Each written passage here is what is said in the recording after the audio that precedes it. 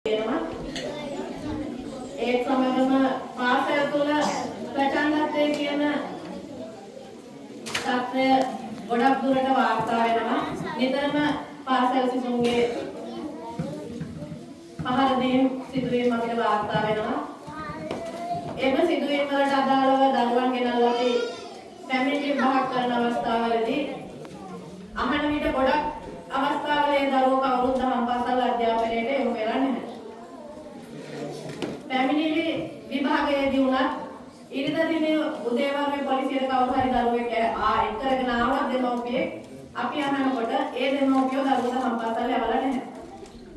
ගොඩක් දුරට දහම් පාසල් යන දරුවෙක් අතින් ප්‍රචණ්ඩත්වයක් දකින්නවා අඩුයි. මොකද අපි පාසල් අධ්‍යාපනයේට අගෞරවයක් කරනවා නෙවෙයි. අපි හැමෝම පාසල් අධ්‍යාපනයේට එක්ක ඉදිරියට ආපු පිරිසක්. ඒ වුණාට මේ විදුහලක තියෙන විශේෂ නිර්දේශ ආවරණය කිරීමත් එක්ක ඒ පොඩි වෙලාවත් එක්ක දුරවරුන්ට දරුවන්ට ගුණයහපත්කම් කියා දෙන්න වෙන අවස්ථාව අඩුයි. අපි මුංචි දාගෙනම ගුණයහපත්කම කියන දේ ඉගෙන ගත්තේ දහම් පාසලේ. මේ මම දහම් පාසල් අධ්‍යාපනයේ ධර්මාචාර්ය ධර්ම කරලා ඉන්නේ. අපිට ගුණයහපත්කම් කියන දේ කියලා දුන්නේ අපේ දහම් පාසලේ. ඉස්කෝලේ ගුණයහපත්කම් කියලා දෙනවා. ඒ වුණාට ඉස්කෝලේ කියලා දෙන්න තියෙන වෙලාව අඩුයි.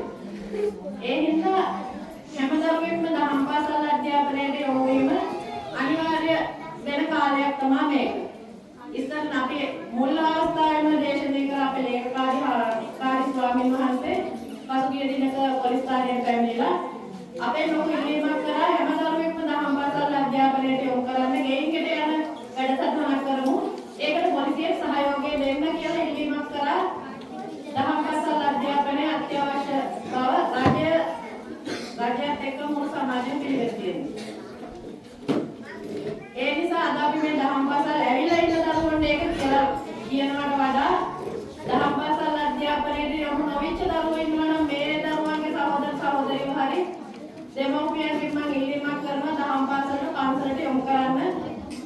මොකද ඒ දරුවන්ගේ ගුණයහපත්කම් හැදෙන්න ඕන නිසා. ඒ වගේම මම මේ චූටි දරුවන්ට කියනවා අපි අපිට අකමැති අපිට මේ දේ අපිට වෙනවට හොඳ නැහැ කියන සිදුවීමක් වෙන ඕන අවස්ථාවක ඒක ඔයාලගේ විශ්වාසවන්තකාට හරි කියන්න කියලා ඒකට සුදුසු පියවරක් ගන්න නැත්නම් අපරාධයක් සිදු වෙලා ඒක දරුවෙක් හිත තුළ තියාගෙන හිටියොත් ඒ දරුවට අධ්‍යාපන කටයුතු කරන්න වෙන්නේ නැහැ, hina වෙලා අනිත් යාළුවොත් එක්ක ඉන්න වෙන්නේ නැහැ. ඒ හින්දා දෙමව්පියෝ විශේෂයෙන් බලන්න තමන්ගේ දරුවාගේ හැසිරීමේ වෙනසක් මොනවා හරි දකිනවා නම් දරුවා නිහඬ වෙනවා නම් දරුවා සමාජයත් එක්ක ගැටෙන්න කැමති නැත්නම් ඒ දරුවන්ගේ මොනවා හරි ප්‍රශ්නයක් තියෙනවද කියන එක විශේෂයෙන් මව දරුවා ගැන අවධානයෙන් බලන්න. ඒ වගේම පියවරුන් දරුවා ගැන බලන්න ඕන. විශේෂයෙන් මේ විදේශගත වීම තියෙනවා මව්වරුන්ගේ. විදේශගත වුණාම මේ දරුවන්ට ආදරේ තමාලට යන්නේ එයාලට ගෙයක් දොරක් හදලා දෙන්න, ලස්සන ජීවත් වෙන්න කියලා. හැබැයි එහෙම දෙමෝපියෝ රට මව විශේෂයෙන් විදේශගත වෙලා එන අවස්ථාව වෙනකොට අපිට අපේ තියෙන ගෙදර තියෙන සම්පත විනාශ වෙලා ඉවරයි. ඒ හින්දා එහෙම විදේශගත වෙන්න බලාපොරොත්තු ඉන්න මව්වරු ඉන්නවා නම් දෙතුන් සැරයක් නෙවෙයි දසදහස් වාරයක් හිතන්න තමන්ගේ ගෙදර තියෙන සම්පත් පරිස්සම් වෙලා තියෙයිද මා කිහින් එන අවස්ථාව වෙනකොට ඒක හිතලා හරියට තීරණයක් ගන්න බුද්ධිමත්ව. මොකද අපේ රටේ ඕන තරම් වෙනස වුණත් ඇඟලුම් ශේෂ්ත්‍රය හරි මේ රැකියාවන් තියෙනවා නිතරම. උදේ පාන්දර ගිහින් රැට රැ වෙලා ආවත් ඒ රැ පැය කීපය හරි දරුවොත් එක්ක ඉන්නකොට දරුවන්ට ඕගොල්ලන්ට කියන්න පුළුවන් දරුවන්ට තියෙන ප්‍රශ්න. දරුවන්ට ඕගොල්ලන්ට උණුසුම අත්‍යවශ්‍යයි. එහෙම නොවුණු තැනදී තමයි දරුවෝ වෙන වෙන ආදරයක් කරුණාවක් හොයාගෙන යන්නේ.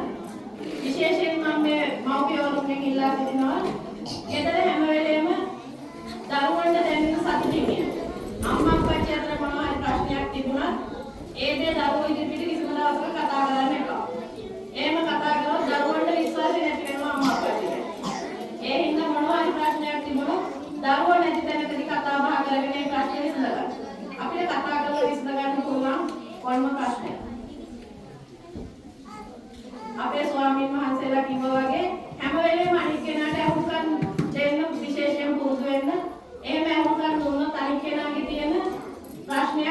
තේරුම් ගන්න පුළුවන්.